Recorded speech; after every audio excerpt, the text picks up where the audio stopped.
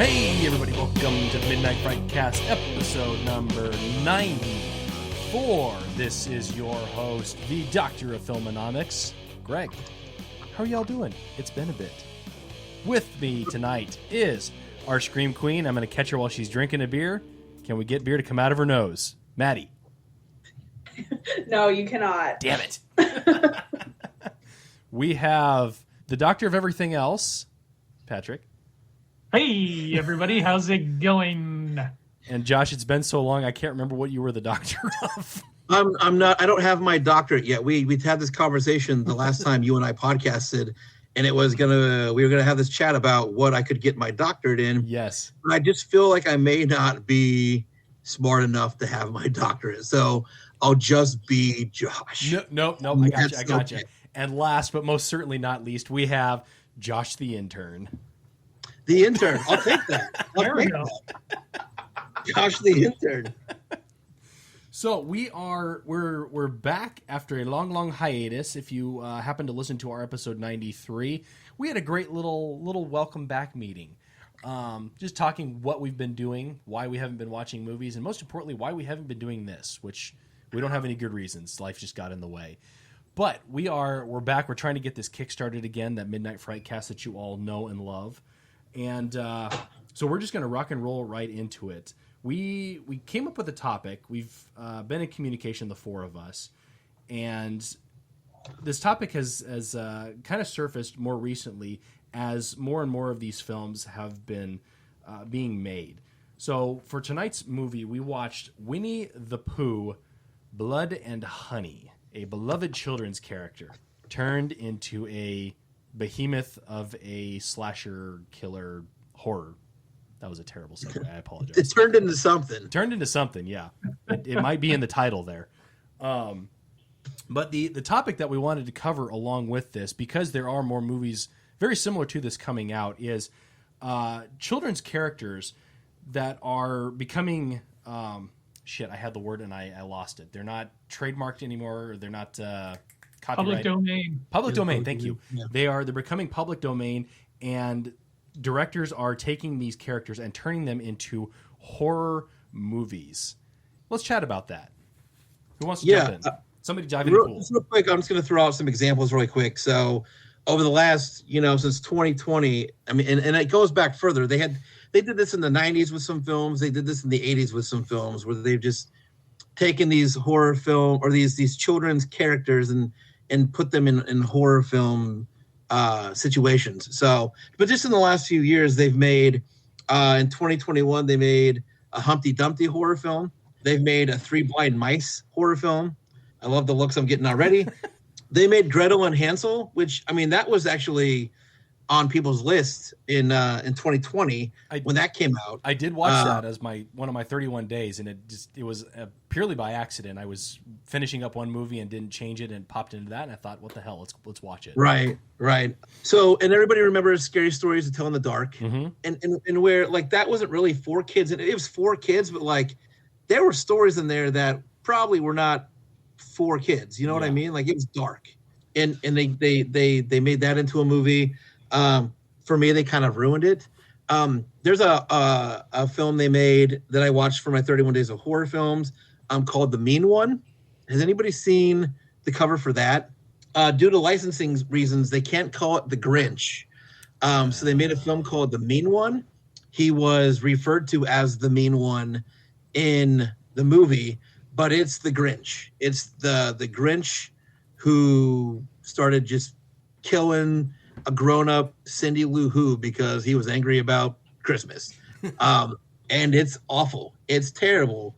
And most recently, we all know that Mickey Mouse just became public domain, and they've made Mickey's Mousetrap. There's a couple more that are kind of Disney related that I did some research on. Bambi, The Reckoning. I saw that. Missed that one. And then Peter Pan, Neverland Nightmare. Wow. Those are public domain? That doesn't sound like a horror movie. Not Disney necessarily, not the Disney versions of them, but the stories books, themselves. yeah. Like Bambi itself, I think, was Disney, but Peter Pan itself was a book first. Yeah. Okay. Taken off to Neverland Ranch with those kids was the true horror. Neverland Nightmare starring Michael Jackson. Oh, Too soon? Too soon? not at all. My bad. Don't cancel me, bro. But yeah, just a few examples, Greg, of Yeah. what's come out in the last few years. So it's interesting, and I had sent out an article. I don't even remember when I sent out the article, but it was talking about how children don't really have an outlet for horror anymore. And I say that with a grain of salt because horror and kids should not go together, but creepy stories, like you had mentioned, Scary Stories to Tell in the Dark was directed towards kids. One of my all-time favorite book series was Goosebumps. Mm-hmm. By the way, I don't know if anybody's seen the new Goosebumps series at all. Really, With Justin Long? really liked it, minus him. They actually did. I thought they did a really good job with it, comparatively speaking to what they had come out with in the '90s. But you know, there's always that fun fact. Are You Afraid of the Dark was another one. There's always that fun element of how far can you push a kid's story or kid's content to being creepy, scary before it got. You probably shouldn't be watching this. Mm-hmm. And there's nothing really like that anymore, unfortunately.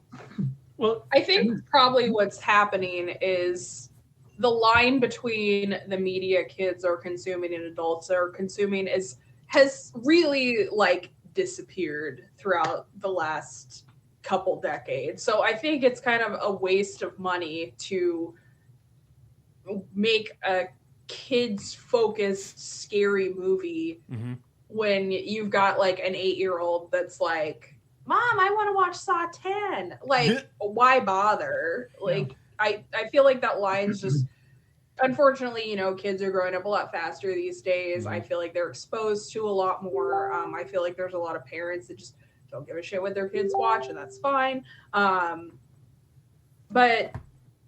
that's kind of why I feel like that's kind of gone away. Is just why bother?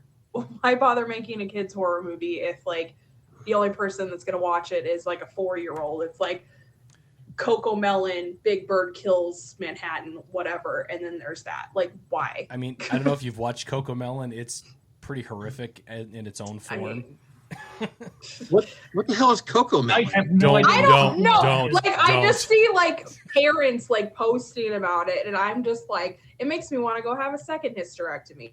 I don't even know what the fuck it is, and I don't want it. Don't. We started that, and that ended real quick. Okay. So Coco it's Melon is it's like children's animated thing geared for very, very young people. but it's horrid animation. Absolutely terrible, comparatively speaking.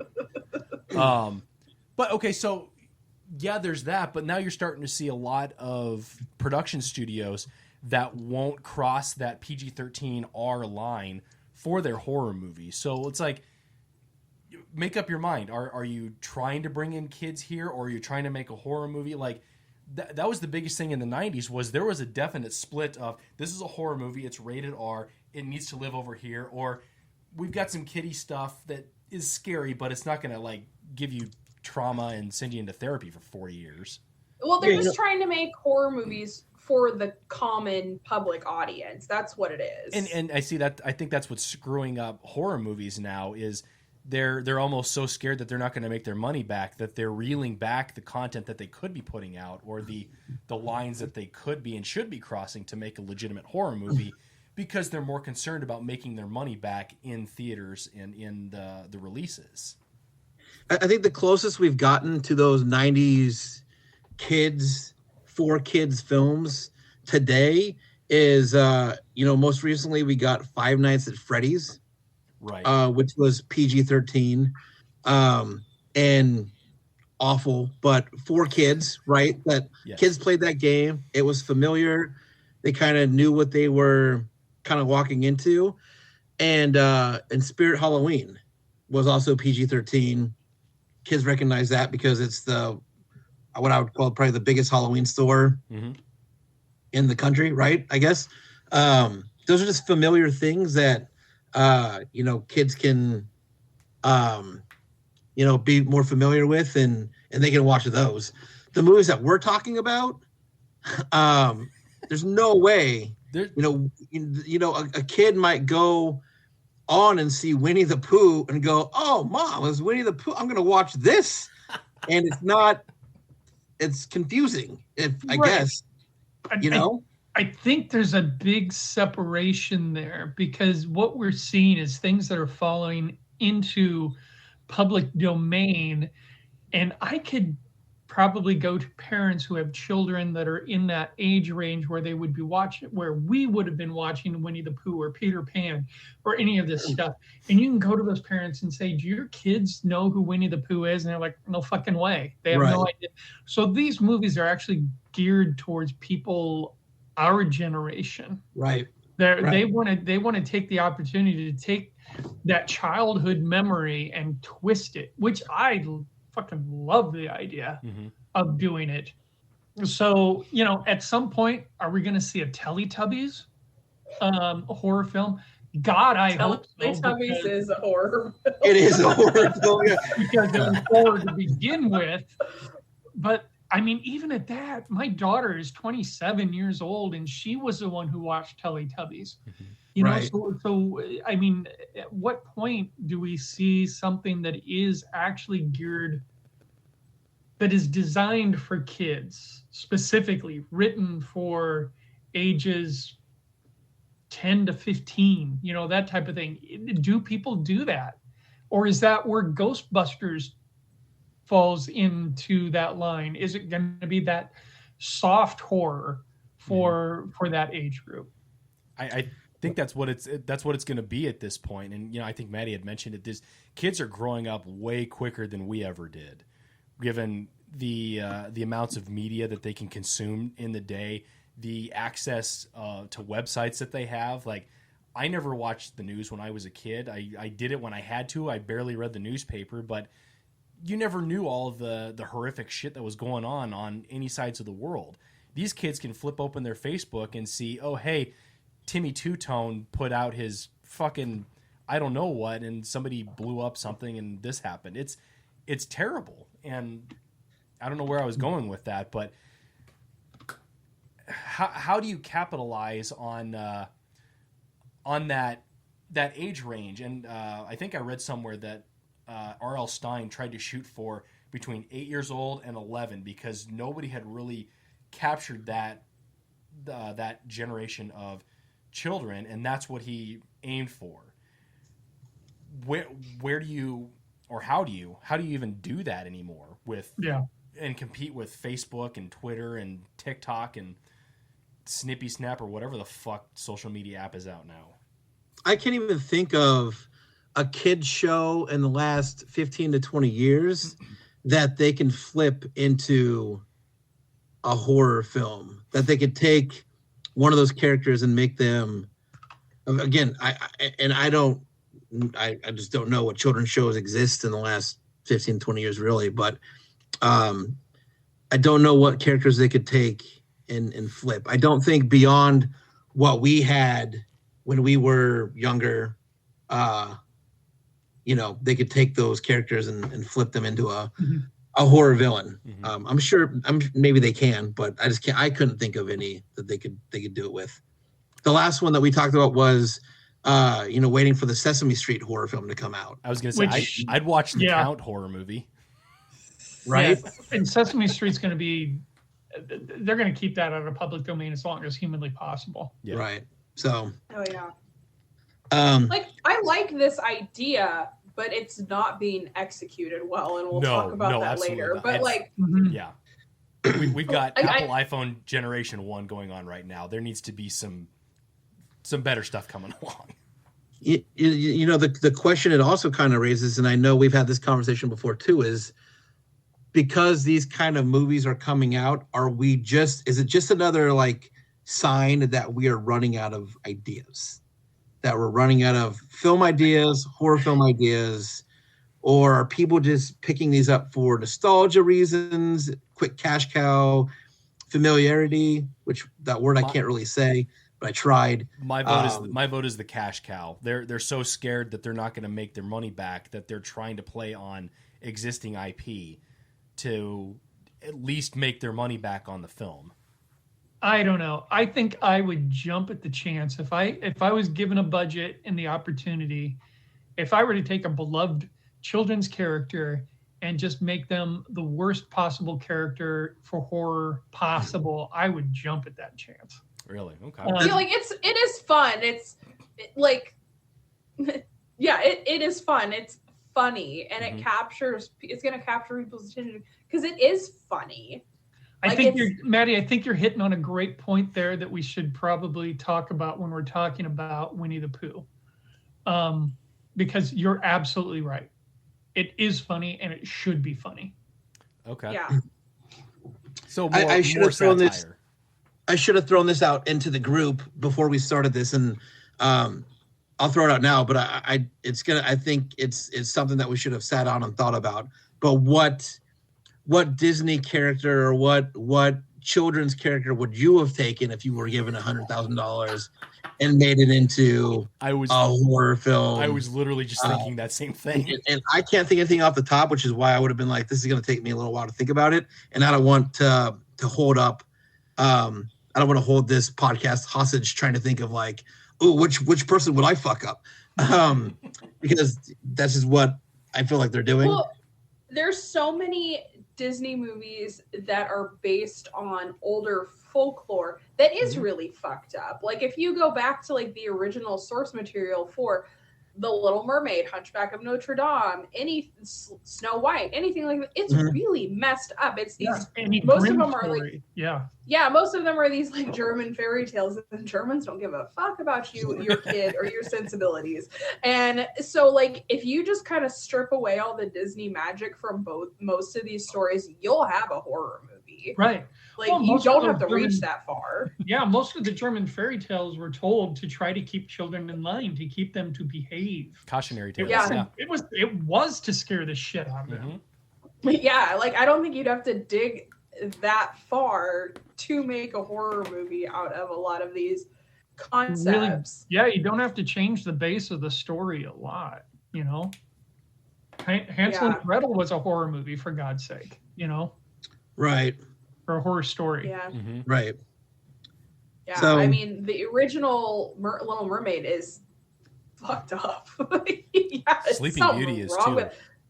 Yeah, Cinderella's gross. Like they're cutting people's feet off. Yep. Like it's the original Saw. They are doing the most with that one.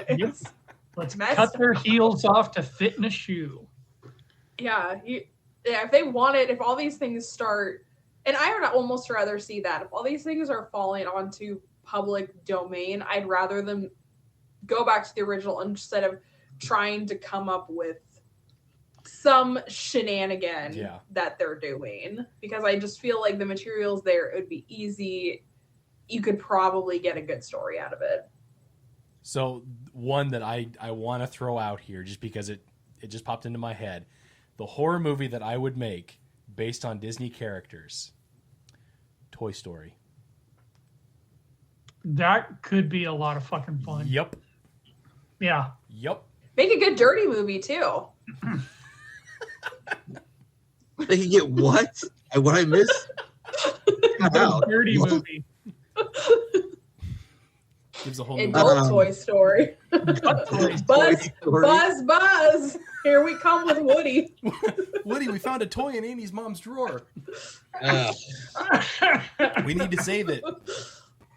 He's so scared, he's shaking. I'm gonna throw out the line and try to reel it back in. Say this, Josh, quick.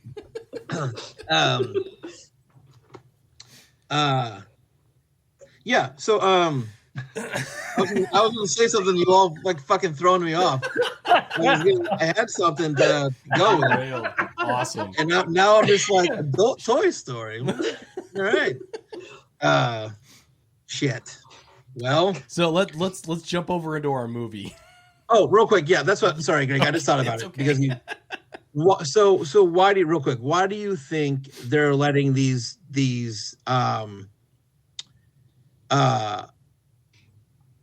these shit. Now I can't think of the fucking word. Why are you saying why are like Disney and these big companies letting these movies fall into public domain instead of Thank you, Maddie. Copyright? You're welcome. Thank you. I had a buzzing in my ear I couldn't get rid of.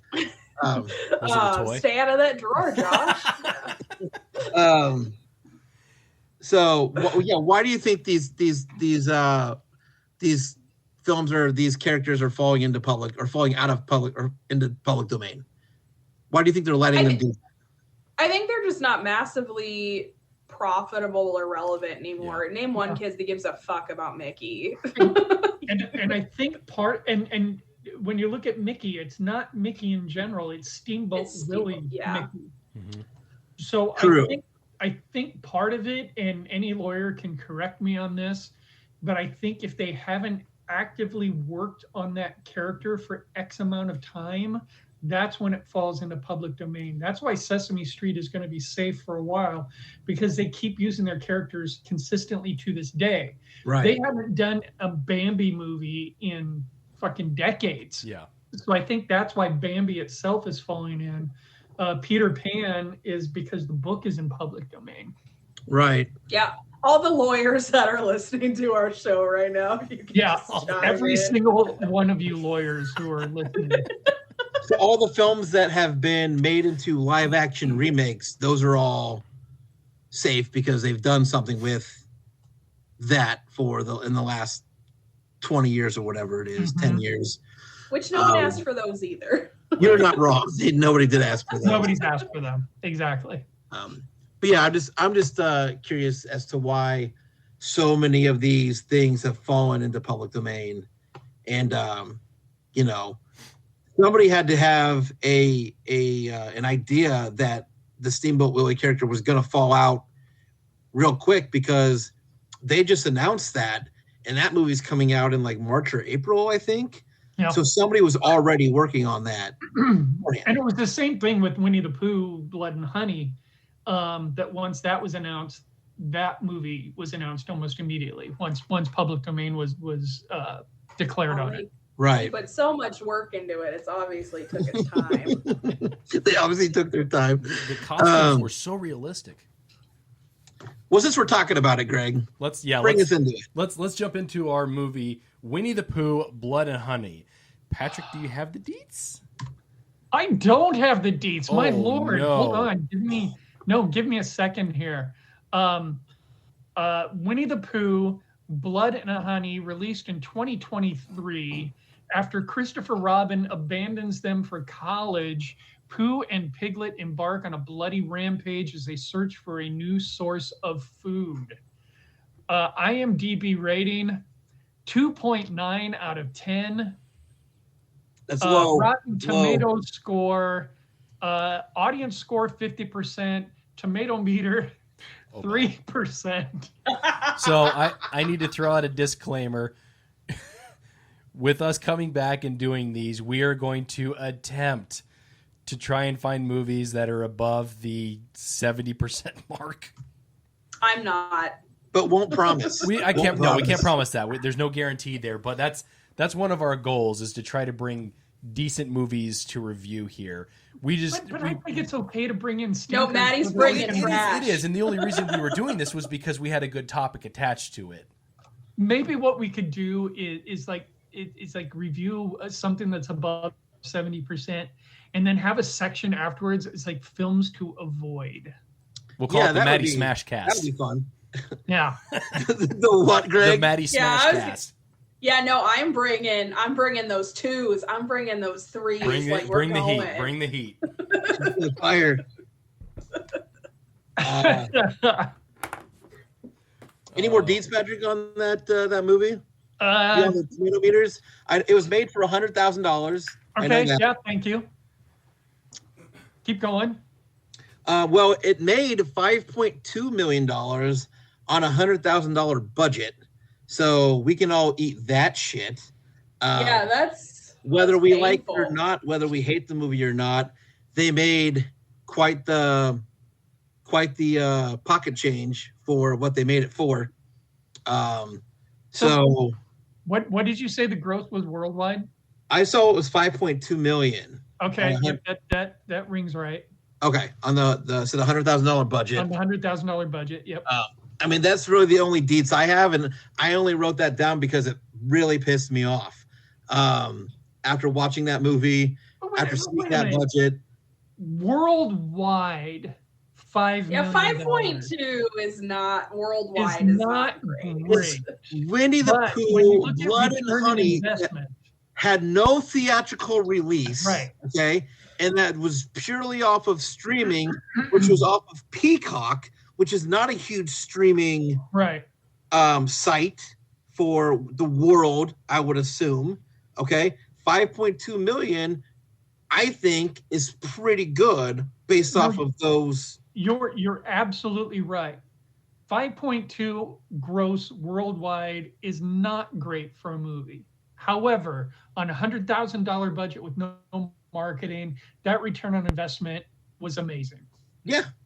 Guys, we should all be watching like the public domain. Like, we can knock out Cinderella. I mean, you will make a lovely wicked stepmother, Patrick. It'll be great. And that's going back to that. I know Greg had to step out for a second, but that's going back to that familiarity. That's going back to that nostalgia.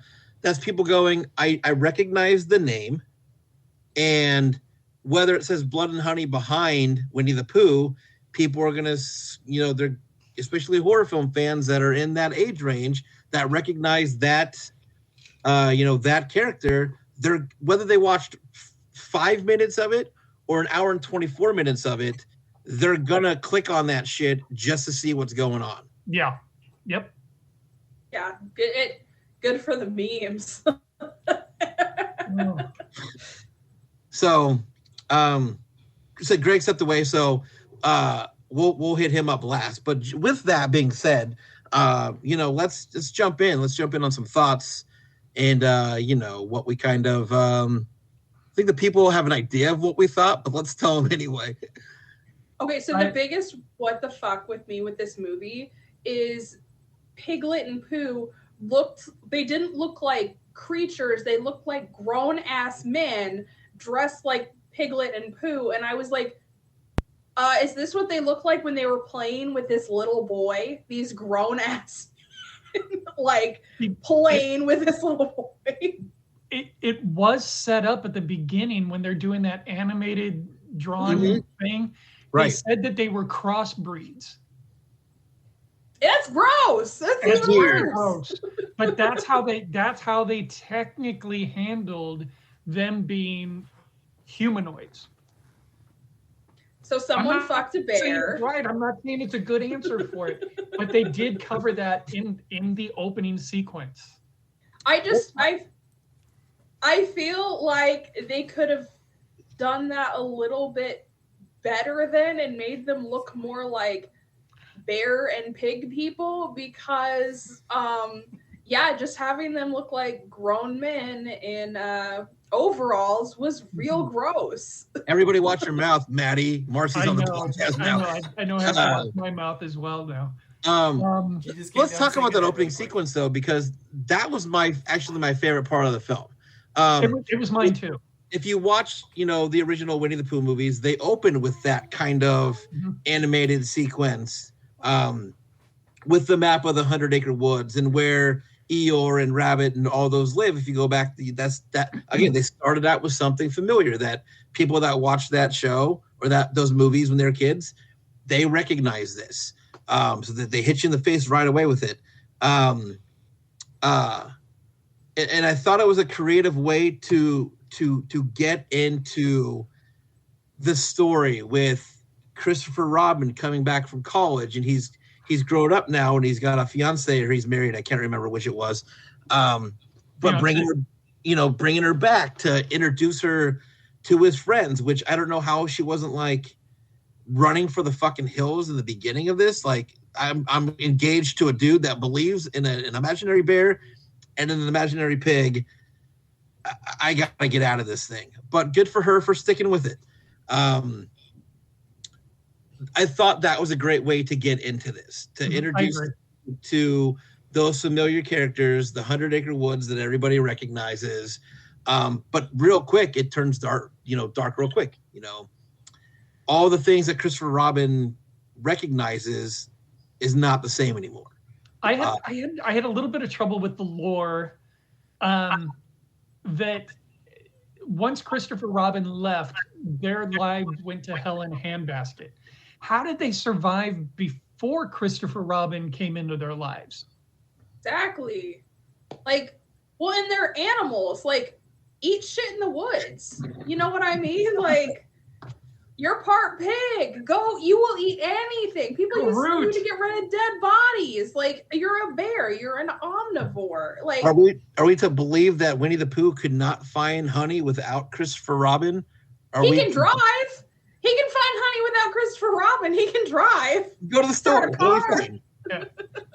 Now the other thing they cover now that because that opening sequence with the animation, it covered the crossbreeding, so that explained why they were humanoid. But they also said that they turned away from the humanoid part of their makeup, so they decided never to speak again, never to talk again. And I think that was a very cheap and easy way for the directors and the creators of this film to be able to have those horrific masks that the actors were wearing, because they're basically just plastic and rubber, that there's no way in hell those mouths were going to move in a realistic way. Right. The other thing I wanted to chat about, because we put this out in the group, was the fact that they chose to eat Eeyore. They chose to eat the most innocent, quiet, kind of boring character, I guess, in, the whole, out of all the characters, they survived by eating Eeyore. Yeah. By the way, spoilers, everybody. I mean, I'm sorry. Yeah. It tells you, it's not like you don't have to get 5 minutes into that movie. It just tells you to survive, they ate that stupid donkey. That's what they did. Ate the slowest. Couldn't run away. Tigger bounced on out of there. That owl flew off. I mean, he lived in a stick house that had no coverage in it. It was clearly the one that was going to be chased first when they were all starving. So, actually, I was a fan of Eeyore when I watched that show, so I shouldn't say that. But Eeyore represented the group of people that lived a depressed life. Yeah. Quite simply. Yeah. All of us with depression are getting eaten. Cheers. But once you get through that opening sequence, like I said, which was my favorite part of the whole movie, which is sad because it's the first 10 minutes maybe of the movie, and then it kind of does that familiar, it introduces you to the new character, or the characters that you're going to be watching through the movie, and it jumps into this whole like this girl that is seeing a psychologist. Is that what she is? Right? Psychiatrist, whatever. A counselor of some sort. Yeah. Sure. Yeah. And it's like, well, you should, run away and go on a trip and run away from all these problems. And then it just kind of jumps into like that movie. And for me, I wish it would have leaned, this is going to sound so stupid because like I shouldn't even care this much, but I wish it would have leaned more into Christopher Robin. I wish there was more Christopher Robin throughout this movie, because you have only 2 characters that represent the original, was it 5 characters in the 100 Acre Woods?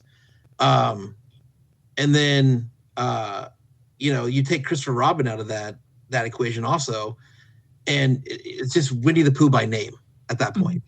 Mm-hmm. I was surprised how little Christopher Robin had to do with the entire movie. Mm-hmm. Because I mean, it's like within the first 15 minutes of it, he is gone. Yeah. And then he can't resurface till later, and then he's missing for another 10, 15 minutes. Right. And comes in at the very end. Yeah. I was really surprised by that. And as I was kind of trying to prepare some thoughts for this conversation, one of my questions was going to be towards the end, how would you fix this movie?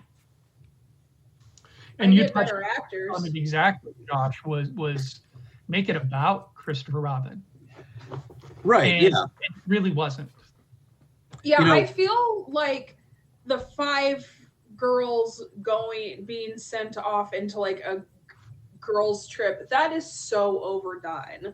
It's like the start of at least like 57% of all horror movies is like, some bitch is sad and she's like, I need to go away. I need to break free. And her friends are like, yes, girl, let's go with you. And then there's some creepy guy. And it's like, how many times are we going to do that? First of all, women don't do that. It's almost like taking 5 girls, sending them off to some, I don't know, camp. Don't fucking say it, Summer Patrick. camp.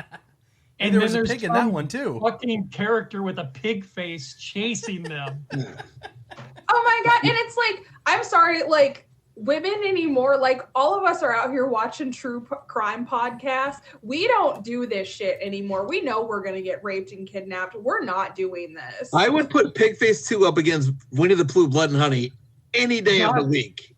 Josh, I would justify the comment by saying when we did Pigface, we knew we were making fun of the genre, which is what would have fucking saved this movie if they knew what they were making. If they were making fun of the genre and the fact that they were using a children's icon to scare people and play with it and have fun with it, this would have been a good movie. They would have Freddy versus Jason did it. Oh, exactly. I would have, one of the changes I would have made though, in this film was I would have set the whole thing and stuck them all in the 100 Acre Woods for the whole movie. The whole movie. Because again, that location that's what that show is. That's what that movie is. That's where they live. And they go outside of that to find these people to kill or whatever. But, if you would have stuck that whole movie in that one location and made that location as dark as you made the characters, it would have been at least a whole different feel, I think.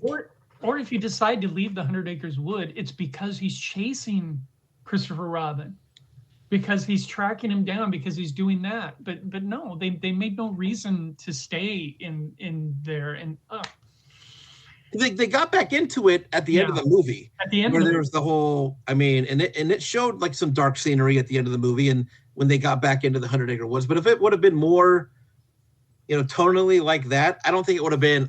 It wouldn't have been a great movie regardless. But I think they could have done some more dark things with it. I thought all the kills were weak as shit. $100,000, you couldn't come up with some better shit than they came up with. I mean, the kills were not necessarily creative. I thought there was a couple that I had not necessarily seen before. The sledgehammer kill in the swimming pool, I thought was handled pretty well, because you don't really see it smash her face, but you see the hit and you go, oh fuck, that impact was really good. But then there was also some other things that were just completely unimaginative. And if you're going to be dealing with children's characters that are made up characters, that are fanciful characters, then come up with really obscure kills. Yeah, come up with something. There was a couple shots where there was a bunch of bees around Winnie the Pooh, and I was like, oh, that'd be cool. You can do shit with that. And then like, where are the bees? Where are the bees? There are no bees. I wanted a honey death of some sort. Yeah. I kept waiting for Candyman to show up. It was crazy. Right? I was like,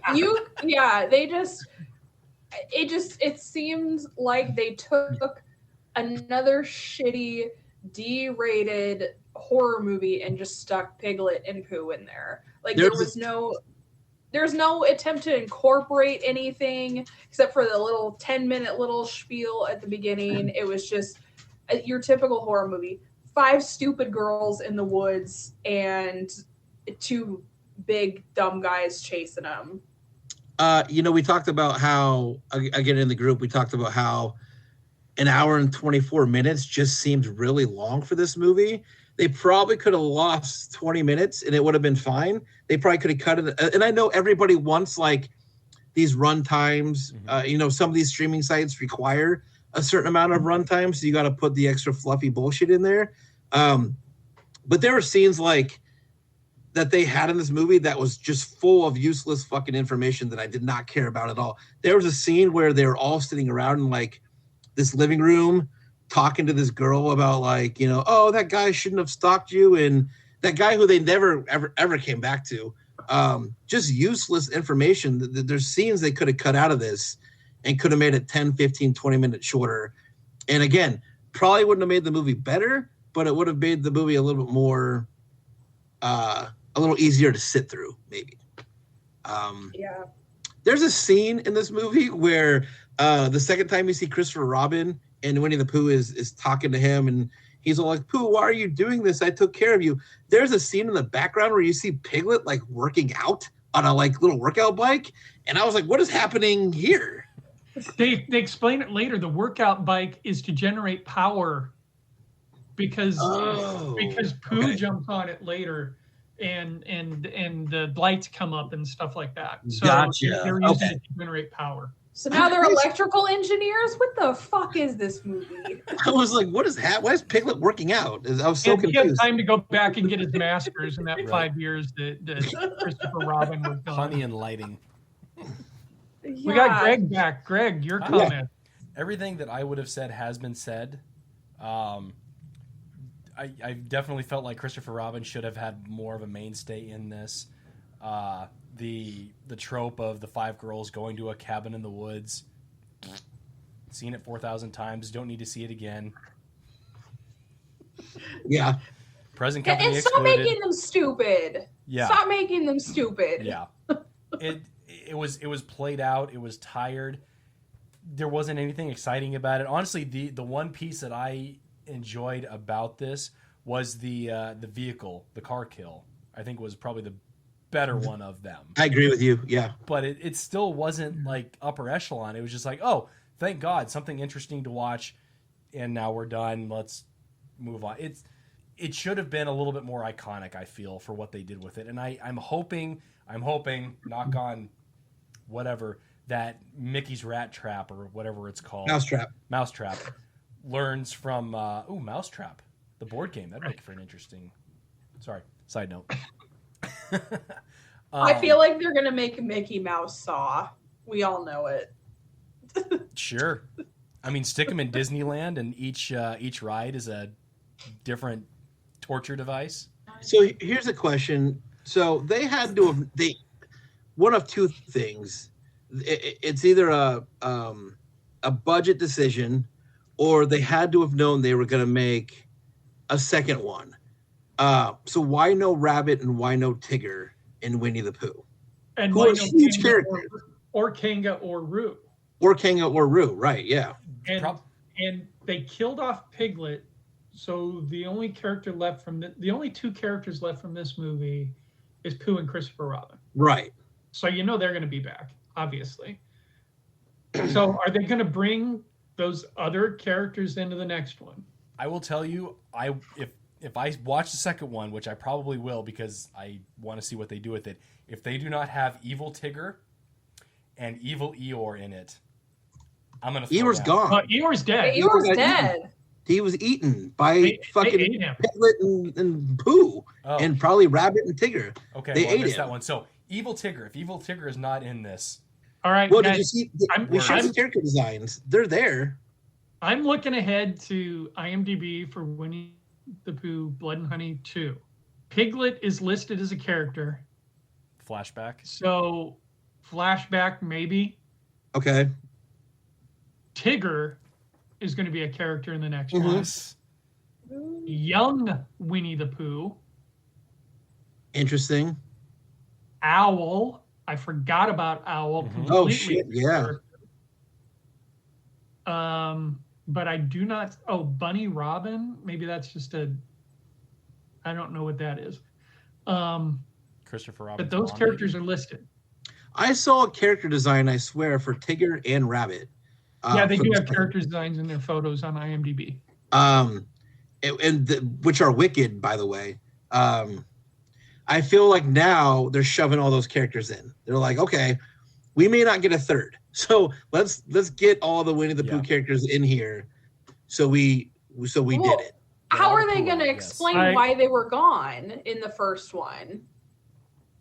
Well, Owl was probably teaching at a college at that point, so he was gone teaching, and he just came back because he heard there was a murder party going on. So I would too come back from college for a murder party. Tenured professor murder party. It's also interesting to note that Christopher Robin is not being played by the same actor, I'm not which really is probably shocked. okay with me. Yeah. I mean, no offense, he's kind of a generic looking white guy. They could probably throw whoever they wanted in there. does it give you a like a basic synopsis at all on IMDb, Patrick, about what has happening in this movie? Nothing? Nope. Okay. Nope. They're being super secretive about the Blood and Honey 2 movie that probably more people care about than should. Yeah. Honestly. But along with Greg, I'm gonna watch that movie. It's just like, out of curiosity, what do they do that they haven't done? My only hope in the sequel would be they use the first one as a jumping off point. How do we get these people back to 100 Acre Woods? We throw 5 girls into a cabin, we slaughter them all for kill count, and we take Christopher Robin and Pooh into the sequel, and that's where something legitimate is going to happen. I'm putting way too much into that, but that's my hope. Yeah. No, and it looks like they've completely redone, not completely redone, but redid the makeup for Pooh. Could they have done like? Go ahead, Maddie.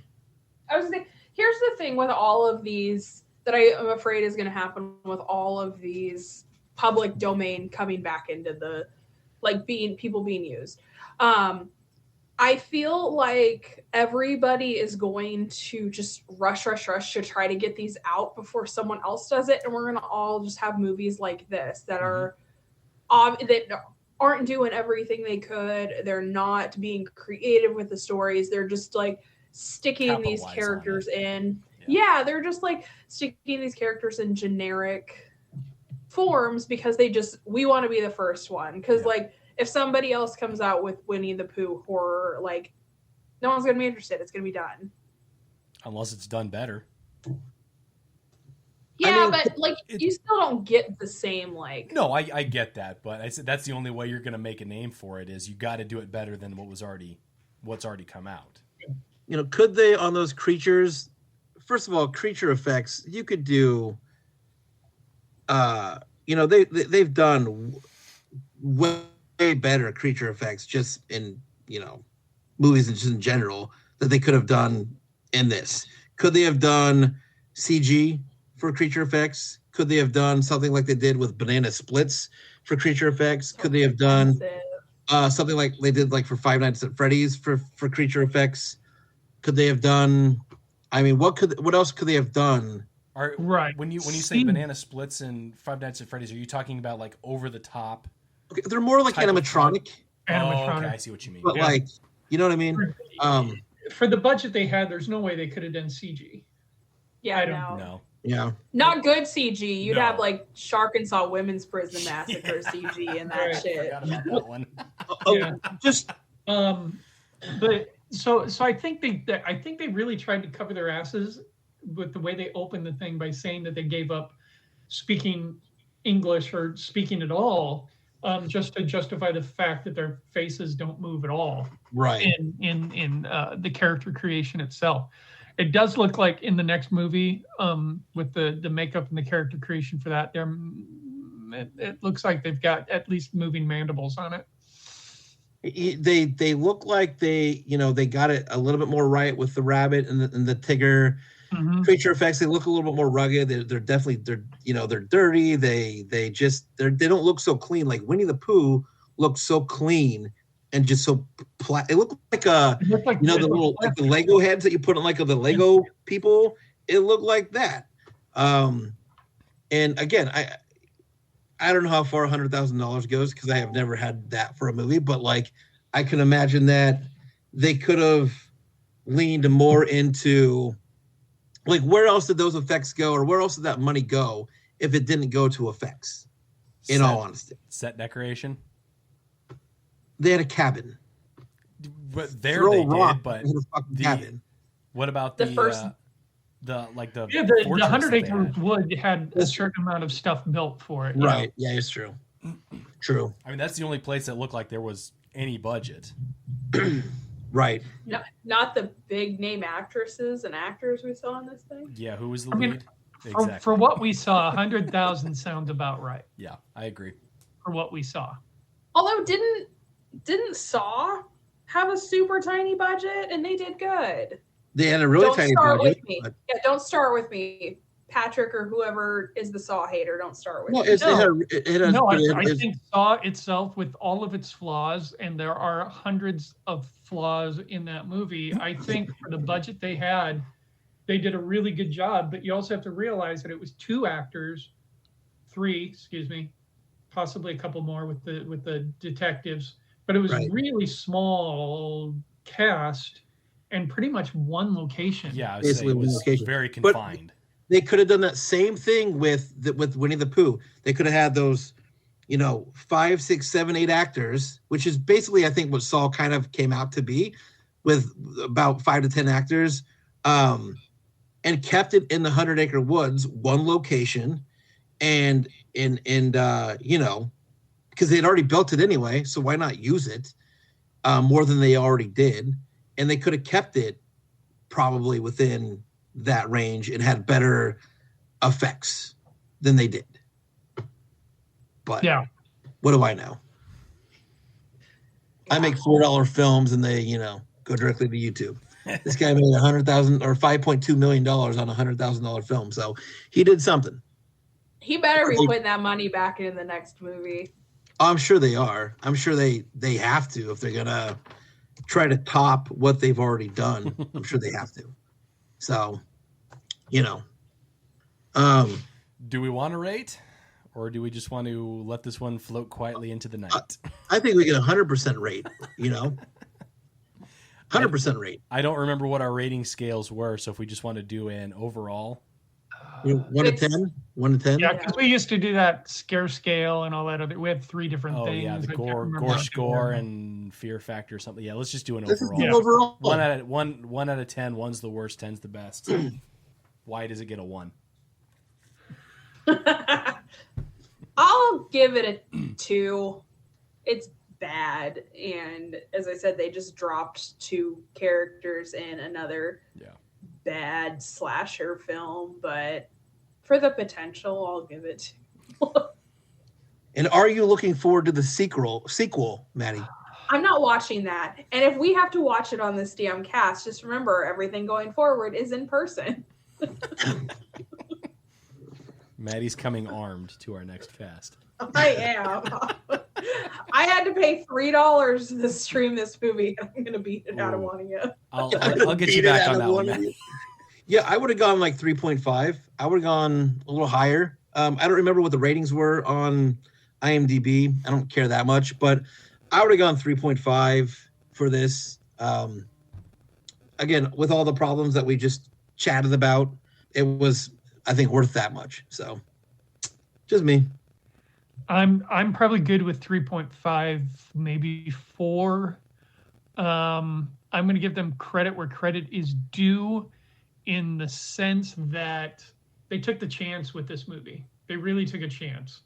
They fell on the wrong side of success, in my view. But they did take a chance with it, and I think there's potential there. Had they embraced the humor in this, I think they could have had a much better product. Josh, you asked if Maddie would be watching the sequel. I think I will, just to see if they learned anything from the first movie. Mm-hmm. And I'd also be curious to go back and see what else they've done. That's on their IMDb, and see what other kind of films they've made, and what those kind of look like. So. Mm-hmm. I think I would sit probably about that 2.53 range. I mean, I'm not terribly upset that I watched it. It's still an hour and a half I'm not getting back. But I mean, it's a horror movie about Winnie the Pooh. How do you not pull the trigger on that just to see what they do with it? Right. So for what it was, I think a 3 is generous. And yeah. I'll check out the sequel because again, I want to see what they do with it. So, all right. Anything else? Any plugs that anybody wants to throw down before we burn out of here? No, but I'm trying to find other stuff this guy's made. No plug, but again, going back to kind of what Patrick did on the last cast, jumping back in, kind of getting going again, podcasting, just chatting it up with you guys and trying to figure out how to do this again. I think it's gonna be fun. So I'm sure we have better movies beyond Winnie the Pooh that will be chatted about. Absolutely. And so yeah, I'm just kind of looking forward to jumping back on the podcast and talking shop with you guys. Definitely.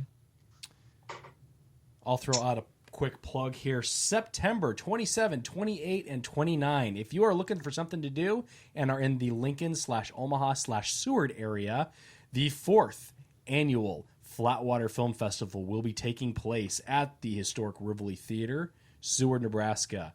Rivoli Theater is boasting a brand new projector, and we are excited to see what that's going to do for them.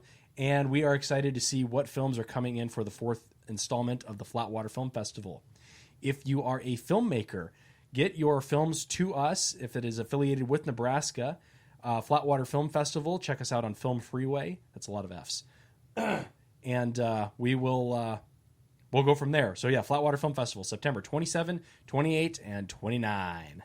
For the Midnight Frightcast, I am Greg. We have Patrick, Maddie, and Josh, and we are very excited. I'm really excited to be doing this again. Not only to get me watching some horror movies, which I have not done, but to chat with you fine folks again. And this is it's shaking the rust off and trying to get back into it, but I'm excited for what's to come. So let's watch some good movies. Let's do some good reviews, and let's talk about the news. I don't know where that came from. So, no, new year, new me, no news. No news. Yeah, I think I'm going to retire that one. So, news. From all of us to all of you, we will catch you the next time around. Have a wonderful week.